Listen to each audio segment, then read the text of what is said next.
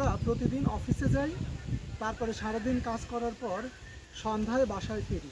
আমরা যারা স্টুডেন্ট তারা প্রতিদিন স্কুলে যাই, স্কুল শেষ হলে ক্লাস শেষ হলে বাড়িতে ফিরি। যারা বিভিন্ন মাঠে ঘাটে কাজ করে, বিভিন্ন জায়গায় কাজ করে, তারা কিন্তু দিন শেষে কাজ শেষ হলে বাড়িতে ফিরে যায়। কিন্তু আপনি কি কখনো ভেবে দেখেছেন যে আমরা মানুষ কোথা থেকে আসছি আর কোথায় চলে যাব?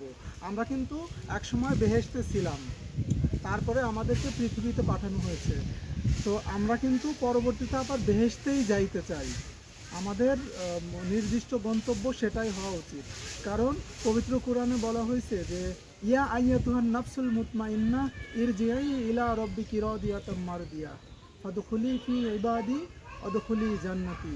তো আমাদের কার্যক্রম কি সেরকম হচ্ছে? আমরা কি যে বেহেশতে ছিলাম, আমরা যেমন প্রতিদিন অফিস করতে বাসা থেকে অফিসে আসি, আবার অফিস থেকে বাসায় ফিরি, ঠিক একইভাবে আমরা যেহেতু বেহেশতে ছিলাম, আমরা যে কার্যক্রম করতেছি তাতে কি আমরা আদৌ বেহেশতে যেতে পারবো? আমাদের কি লক্ষ্যমাত্রা আছে?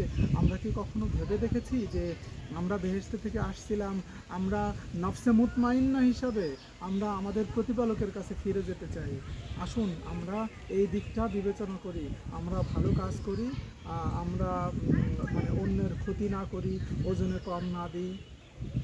আশা করি সবাই এই ব্যাপারটা দেখবেন।